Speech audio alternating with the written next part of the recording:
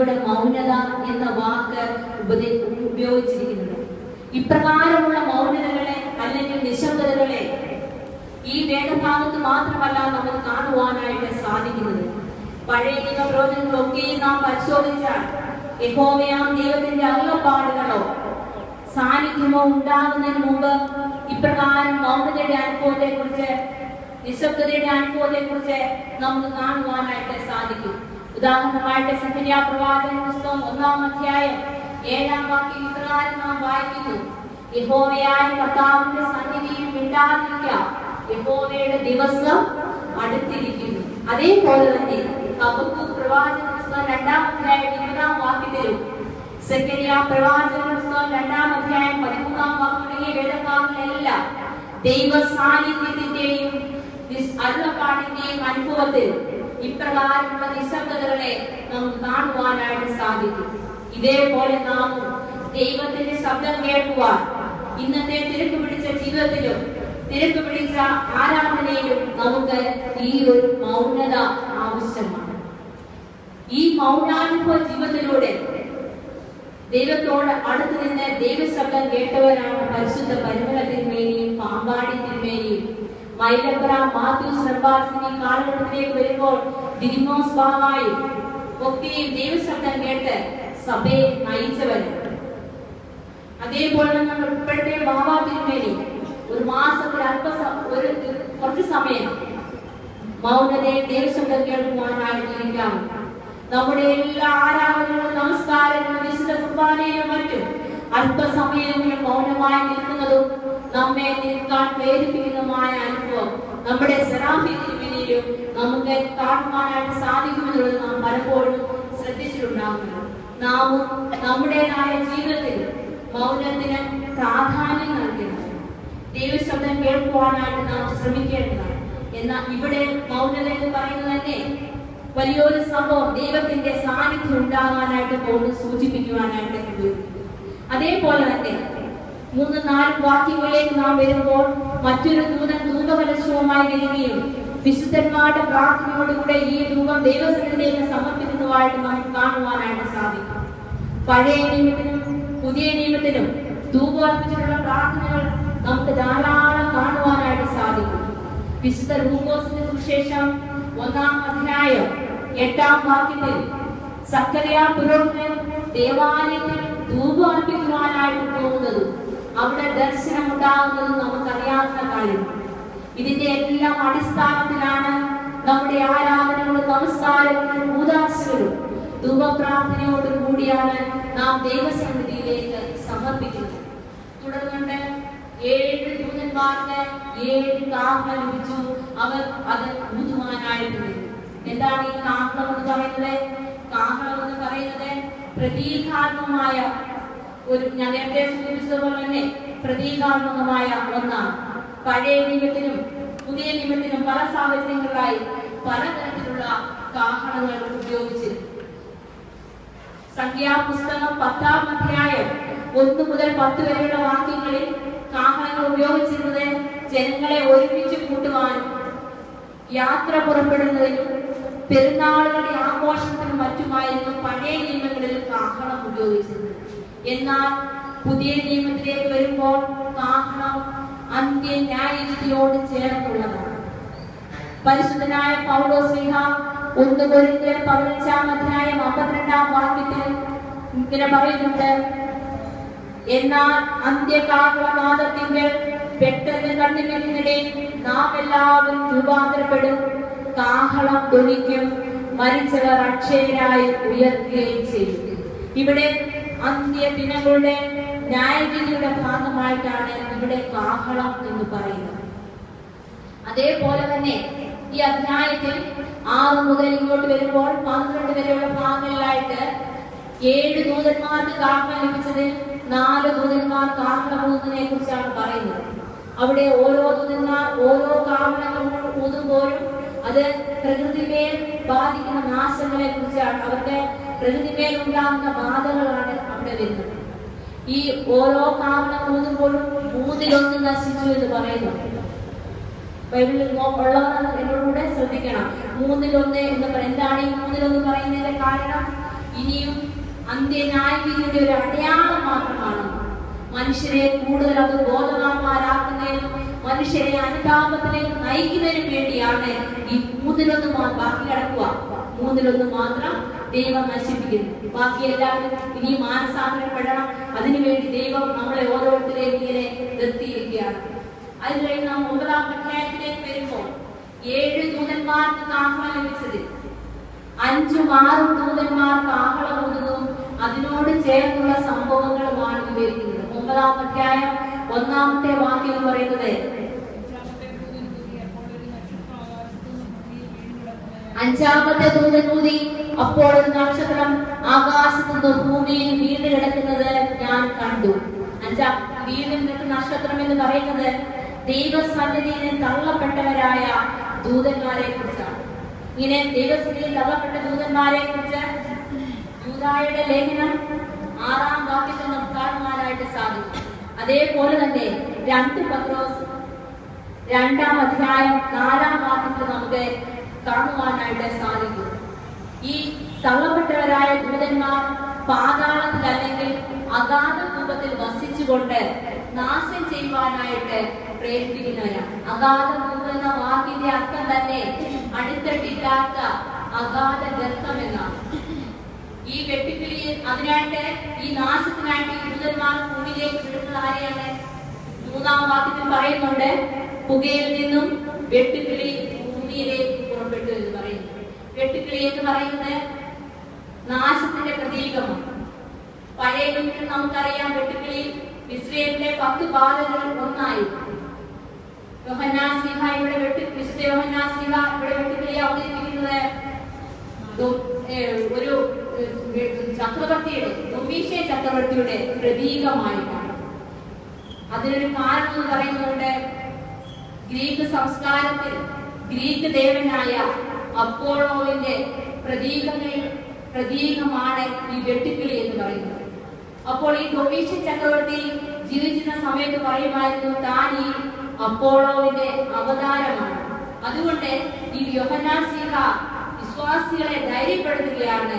ഈ വെട്ടുക്കിളിയുടെ രൂപത്തിൽ വന്നിരിക്കുന്നത് ഈ ദുഷ്ടശക്തി കിരീടം വെച്ചുകൊണ്ട് വന്നിരിക്കുക, മനുഷ്യ രൂപത്തിൽ വന്നിരിക്കുക എന്ന് പറഞ്ഞുകൊണ്ട് യോഹന്നാൻ ശ്ലീഹ കോഡ് ഭാഷയിൽ ജനങ്ങളെ ധൈര്യപ്പെടുത്തുകയാണ് ചെയ്യുന്നത്.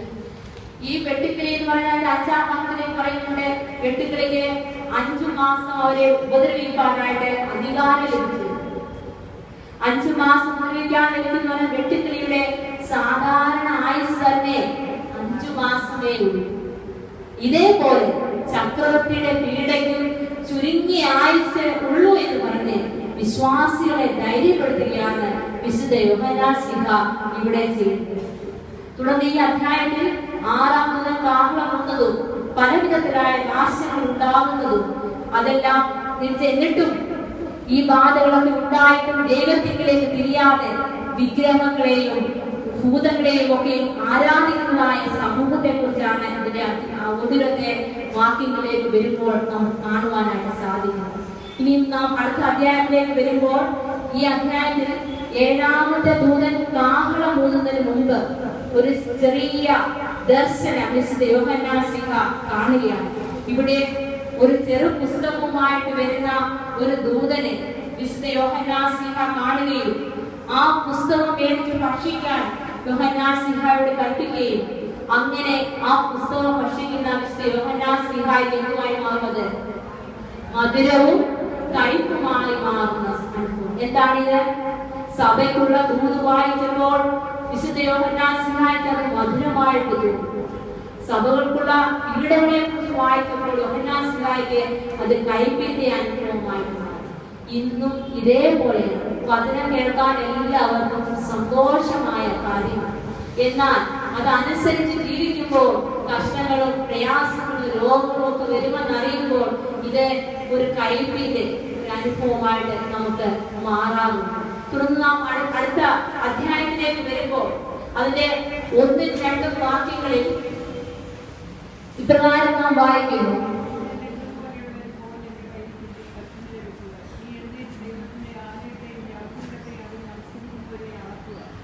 പിന്നെ 2 പോലെ ഒരു കോൽ എന്റെ മേലെ കിട്ടി കൽപ്പന ലഭിച്ചത് നീ എഴുന്നേറ്റ് ദൈവത്തിന്റെ ആലയത്തെയും യാഗപീഠത്തെയും അതിൽ നമസ്കരിക്കുന്നവരെയും അളക്കുക, ആലയത്തിന് പുറത്തുള്ള പ്രാകാരം അളക്കാതെ വിട്ടേക്കുക എന്ന ഒരു എന്നൊരു ദർശനമാണ് യോഹന്നാൻ സ്ലീഹായോട് പറയുന്നത്.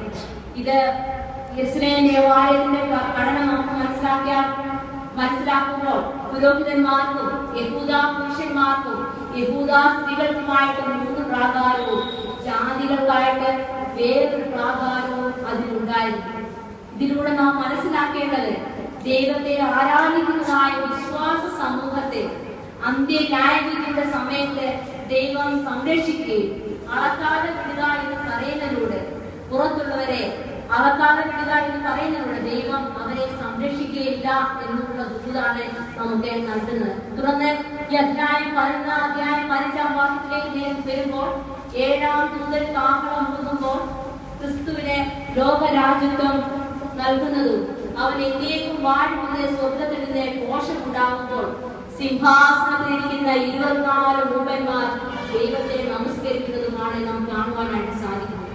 ഇവിടെ 24 എന്ന് പറയുന്നത് സാഹിത്യ രീതിയുടെ പ്രത്യേകതയായ കൊടുഭാഷകളൊന്നായ സംഖ്യയാണ്. ഈ സംഖ്യ എന്തിനെയാണ് സൂചിപ്പിക്കുന്നത് അറിയാമോ? 12 ഗോത്രപിതാക്കന്മാരെയും പുതിയ നിയമത്തിൽ നിന്ന് 12 അപ്പോസ്തലന്മാരെയുമാണ് സൂചിപ്പിക്കുന്നത്. തുടർന്ന് സ്വർഗ്ഗത്തിലെ ദേവാലയം തുറക്കുമ്പോൾ അവിടെ നിയമപ്പെട്ടം യഹോവയാ ദൈവത്തിന്റെ സാന്നിധ്യമായ നിയമപ്പെട്ടകം കാണുകയും ആ സമയത്ത് വലിയ മിന്നലും ഇടിനാദവും ഉണ്ടാകുന്നതായിട്ടും രേഖപ്പെടുത്തിയിരുന്നു.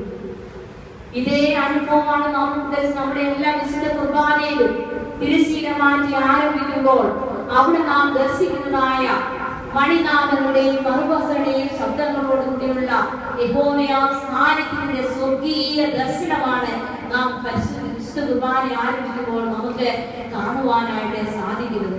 ഈ 4 മുതൽ 11 വരെയുള്ള അധ്യായങ്ങളിൽ 7 മുദ്രയുള്ള പുസ്തകവും അന്ത്യകാലം സംഭവിക്കുന്നതായ പീഡകളും അതിൽ 7ാമത്തെ മുദ്ര പൊട്ടിക്കുമ്പോൾ 7 ദൂതന്മാർ കാഹളം ഊതുമ്പോൾ ഓരോരോ സംഭവിക്കാൻ പോകുന്ന ന്യായവിധിയുടെ ദർശനവുമാണ് നാം ഈ 11 വരെയുള്ള അധ്യായങ്ങളിൽ കണ്ടു കഴിഞ്ഞത്. അപ്പോൾ 7 മുദ്രയുള്ള അത് കഴിഞ്ഞു, 7 ദൂതന്മാർ കാഹളം ഊതിയതും കഴിഞ്ഞു. ഇനി എന്തുവാണ്? നാം 12, 13, 14 അധ്യായങ്ങളിലേക്ക് വരികയാണ്. അപ്പോൾ എന്താണ് അവിടെ കാണുന്നത്? സഭ നേരിടുന്നതായ സാധാരണ പോരാട്ടങ്ങളുടെയും അതിന്റെ അന്തിമ ഫലങ്ങളുമാണ് വിശുദ്ധ യോഹന്നാൻ ശ്ലീഹ ഈ അധ്യായങ്ങളിലൂടെ നമുക്ക് വിവരിച്ചു തരുന്നത്. 12-ാം അധ്യായം 1-ാം വാക്യത്തിൽ ഇപ്രകാരം വായിക്കുന്നുണ്ട്: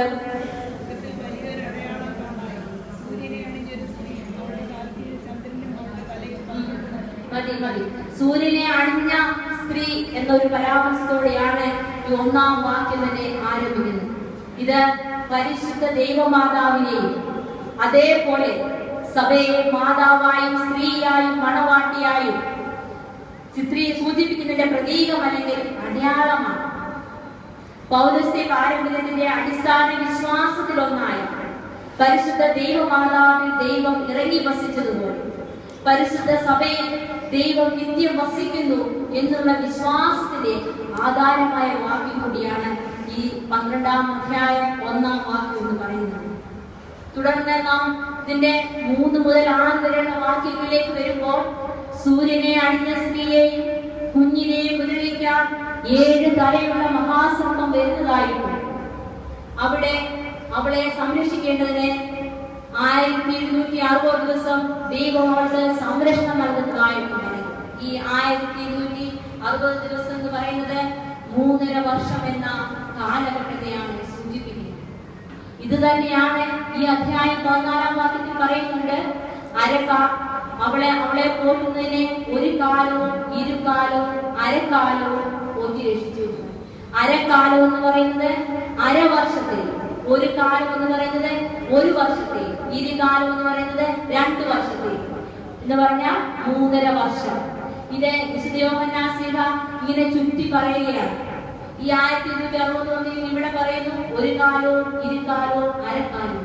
11-ാം അധ്യായത്തിൽ പറയുന്നുണ്ട് 42 മാസം എന്ന് പറയുന്നത്. ഈ എല്ലാ കാലയളവും ഒരു 3.5 വർഷത്തെയാണ് സൂചിപ്പിക്കുന്നത്.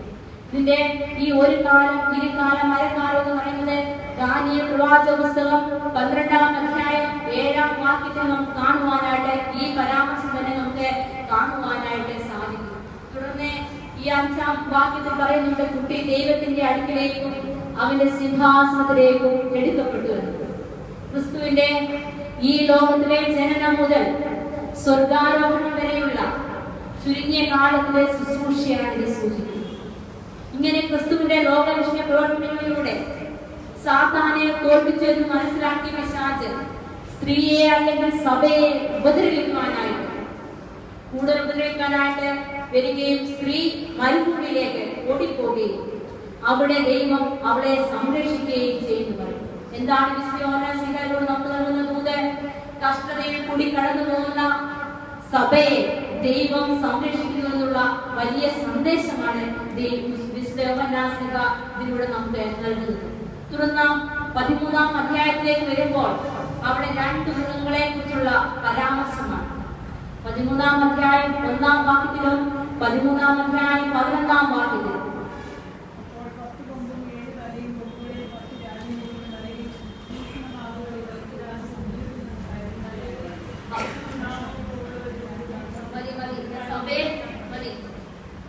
അപ്പോൾ 10 കൊമ്പും 7 തലയും കൊമ്പുകളിൽ 10 രാജകൊടിയും തലയിൽ ഭൂഷണനാമങ്ങളുള്ള ഒരു മൃഗം സമുദ്രത്തിൽ നിന്ന് കയറുന്നത് കണ്ടു. 2-ാമത്തെ മൃഗം ഭൂമിയിൽ നിന്ന് കയറുന്നത് ഞാൻ കണ്ടു.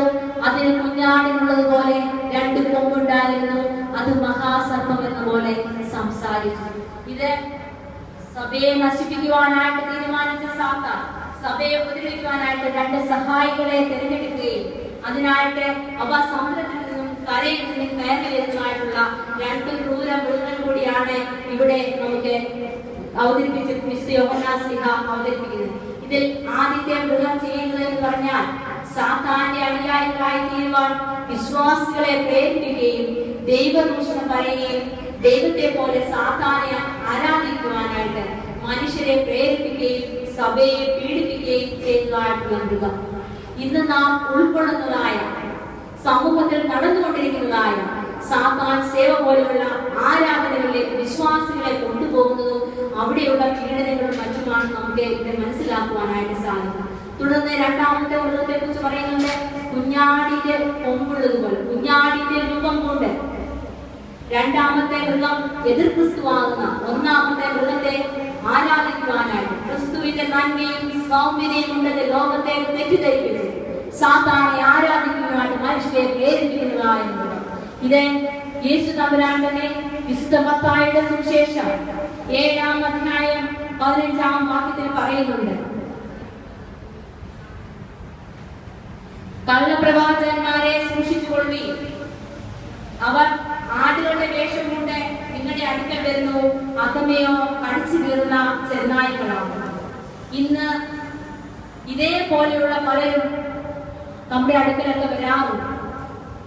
ഇവരെയൊക്കെ തിരിച്ചറിയുവാനാണ് ഈ പുസ്തകം വ്യക്തമായിട്ട് പഠിക്കുവാനായിട്ട് നമ്മെ ഏൽപ്പിച്ചിരിക്കുന്നത്. തുടർന്ന് ഈ അധ്യായത്തിൽ 10-ാം വാക്യത്തിൽ നിന്നുമാണ് നമ്മുടെ ഈ വർഷത്തെ ചിന്താവിഷയം തിരഞ്ഞെടുക്കപ്പെടുന്നത്. എന്താണ് ചിന്താവിഷയം? നമ്മുടെ 13 അടിമയാക്കി കൊണ്ടുപോകുന്നവൻ അടിമയായി പോകും, വാൾ കൊണ്ട് കൊല്ലുന്നവൻ വാളാൽ മരിക്കേണ്ടി വരും. ഇവിടെ വിശുദ്ധന്മാരുടെ സഹിഷ്ണുതയും വിശ്വാസവും കൊണ്ട് ആവശ്യം. ഇവിടെ വിശുദ്ധന്മാരുടെ സഹിഷ്ണുതയും വിശ്വാസവും കൊണ്ട് ആവശ്യം. വിശ്വാസികൾ എപ്രകാരമാണ് ജീവിക്കേണ്ടതെന്ന് പീഡകളുടെയും പ്രയാസങ്ങളുടെയും മധ്യത്തിൽ അവരെ പ്രതികരിക്കേണ്ടത് അല്ലെങ്കിൽ പ്രവർത്തിക്കേണ്ടത് എപ്രകാരമാണെന്നുള്ള ദൂതാണ് നമുക്ക് ഈ വാക്യത്തിൽ കൂടി നൽകുന്നത്. ഈ വാക്യം നമുക്ക് പഴയ നിയമം യിരെമ്യാ പ്രവാചകന്റെ പുസ്തകം 15-ാം അധ്യായം 2-ാം വാക്യത്തിൽ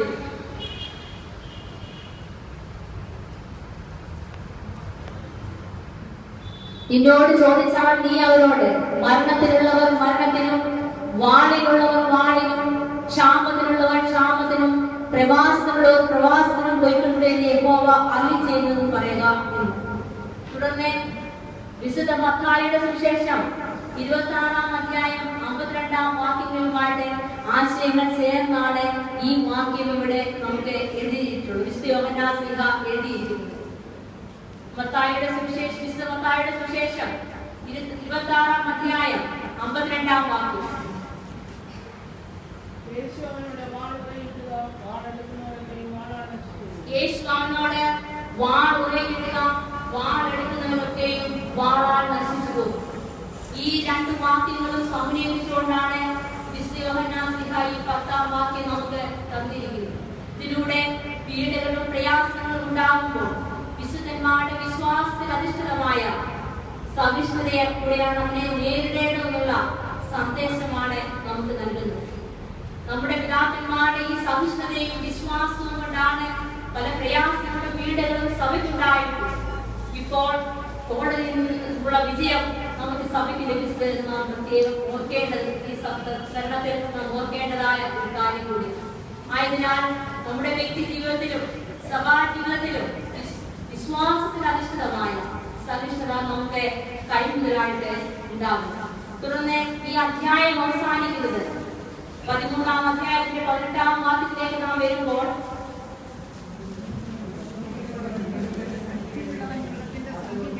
ബുദ്ധിയുള്ളവൻ മൃഗത്തിന്റെ സംഖ്യ ഗണിക്കട്ടെ, അതൊരു മൃഗത്തിന്റെ സംഖ്യ എന്ന് പറയുന്നു, മനുഷ്യന്റെ സംഖ്യ എന്ന് പറയുന്നു. ഈ സംഖ്യ എന്ന് പറയുന്നത് പലതരത്തിലുള്ള വ്യാഖ്യാനങ്ങൾ ഈ സംഖ്യയെ കുറിച്ച് നമുക്കുണ്ടെങ്കിലും പല വ്യക്തികളെയും കുറിക്കുവാൻ ഈ സംഖ്യ ഉപയോഗിച്ചുവെങ്കിലും, അതായത് നീറോ മുതൽ സദ്ദാം ഹുസൈൻ തുടങ്ങിയ ഓരോ മനുഷ്യരെയും സൂചിപ്പിക്കുവാനായിട്ട് ഓരോരോ കാലഘട്ടത്തിൽ ഈ സംഖ്യയെ കൂടി നാം ഉപയോഗിച്ചുവെങ്കിലും എല്ലാവർക്കും പൊതുവെ അംഗീകരിക്കുവാൻ തക്കവായിട്ടുള്ള സംഖ്യ എന്ന് പറയുന്നത് സാത്താനെ സൂചിപ്പിക്കുവാനായിട്ടുള്ള സംഖ്യയാണ്. കാരണം 6-ാം ദിവസമാണ് സാത്താൻ ആദാമിനെ വഞ്ചിച്ചത്. 6-ാം ദിവസം ആദാം ഏദൻ തോട്ടത്തിൽ നിന്ന് ബഹിഷ്കൃതനായി. 6-ാം ദിവസമായ വെള്ളിയാഴ്ച ക്രിസ്തു ക്രൂസിൽ മരിച്ചു. ഇവിടെയെല്ലാം സാത്താന്റെ വിജയത്തിന്റെ ഭാഗമായിട്ടാണ് നമുക്ക് കാണുവാനായിട്ട് സാധിക്കുന്നത്. ആയതിനാൽ ഈ 566 എന്ന സംഖ്യ സാത്താനെ സൂചിപ്പിക്കുന്നതായിട്ടുള്ള ഒരു പ്രതീകാത്മകമായ ഒരു സംഖ്യയാണ്. തുടർന്ന് 14-ാം അധ്യായത്തിലേക്ക് വരുമ്പോൾ നാം കാണുന്നത് ക്രൂരമായ 2 മൃഗങ്ങളുടെ അവതരണത്തിന് ശേഷം ഇത്രയും പീഡകളും ഒക്കെ കഴിഞ്ഞ് ആശ്വാസത്തിൻ്റെതായ ഒരു ദൂതൻ വിശുദ്ധ യോഹന്നാൻ ശ്ലീഹ നമുക്ക് നൽകിയാണ്. എന്താണ്? മരണപര്യന്തം വിശ്വസ്തരായിരുന്നവരെ കുഞ്ഞാടായ ക്രിസ്തു സിയോൻ മലയിൽ ഒരുമിച്ച് കൂട്ടുകയും അവർ ദൈവസാന്നിധ്യം അനുഭവിച്ച് സ്വർഗീയ ഘോഷങ്ങളോടുകൂടി ദൈവത്തെ ആരാധിക്കുന്നതുമായ ഒരു അനുഭവം. തുടർന്ന് യുഗാന്ത്യത്തിന്റെ അനുഭവമായ കൊയ്ത്തു തുടങ്ങുകയും ഫലങ്ങൾ സ്വീകരിക്കുന്നതായിട്ട് നമുക്ക് കാണുവാനായിട്ട് സാധിക്കും. അതിനാൽ യുഗാന്ത്യ കാലഘട്ടത്തിൽ നാം കടന്നു പോകുമ്പോൾ നാം കഷ്ടങ്ങളും രോഗങ്ങളും പ്രയാസങ്ങളും പീഡകളും പ്രലോഭനങ്ങളും അങ്ങനെ എന്തെല്ലാം ഉണ്ടായാലും സ്വർഗത്തിൽ ദൈവം സ്വീകരിക്കുന്ന നല്ല കറ്റകളുടെ കൂട്ടത്തിൽ ഞാൻ നിങ്ങളും ആയിത്തീരുവാൻ ഇന്നത്തെ ഈ പഠനം സഹായിക്കട്ടെ എന്ന് നിങ്ങളെ പ്രാർത്ഥിക്കുകയും ആശംസിക്കുകയും ചെയ്യും. ഇത്രയും സമയം ഞാൻ നിങ്ങളെ എടുത്തത് വെളിപാടെന്ന പ്രയാസമേറിയ ഈ പുസ്തകം അല്പമൊന്നും പഠിക്കുവാനും അല്പമെങ്കിലും ഒന്ന് ലഘൂകരിച്ച് പഠിക്കുവാനും നിങ്ങൾക്ക് സഹായകരമായ രീതിയിൽ ചില കാര്യങ്ങൾ നിങ്ങളുമായിട്ട് പങ്കുവെക്കുകയായിരുന്നു. ഇതിന്റെ അടിസ്ഥാനത്തിൽ നിങ്ങൾ വീട്ടിൽ പോയി വായിക്കുമ്പോൾ നിങ്ങൾക്ക് ഇത് കൂടുതൽ ആശയങ്ങളും അർത്ഥങ്ങളും ദൈവം നിങ്ങൾക്ക് വെളിപ്പെടുത്തി തരും. അതിലൂടെ വെളിപ്പാട് പുസ്തകം 1-ാം അധ്യായം 3-ാം വാക്യത്തിൽ പറയുന്നത് പോലെ ഇതിലെ വാക്കുകളെ വായിച്ച് കേൾപ്പിക്കുന്നവരും കേൾക്കുന്നവരും അതനുസരിച്ച് പ്രമാണിക്കുന്നവരും ഭാഗ്യവാന്മാർ എന്ന അവസ്ഥയിലേക്ക് ദൈവത്തിന്റെ പരിശുദ്ധ നമ്മെ ഏവരെയും നയിക്കട്ടെ എന്ന് ആശംസിക്കുകയും ചെയ്യും. ഇതിനായി എന്നെ വെളിപ്പെടുത്തിയ ദൈവത്തിന് സ്തുതിസ്തോത്രങ്ങൾ അർപ്പിക്കുന്നു. അതോടൊപ്പം തന്നെ ഇന്നത്തെ ഈ ക്ലാസ് എടുക്കുവാൻ എന്നെ അനുവദിച്ച അഭിവന്യ തിരുമേനിയോടും ബഹുമാനപ്പെട്ട വിനോദ് ശമലച്ചനോടും ഇതിന്റെ എല്ലാ ഭാരവാഹികളോടുമുള്ള നന്ദിയും സ്നേഹവും അറിയിക്കുന്നു. അതോടൊപ്പം തന്നെ എന്നെ കേട്ടുകൊണ്ടിരുന്ന നിങ്ങൾ ഏവരോടുമുള്ള നന്ദിയും സ്നേഹവും അറിയിച്ചുകൊണ്ട് എന്റെ വാക്കുകളെ നിർത്തുന്നു.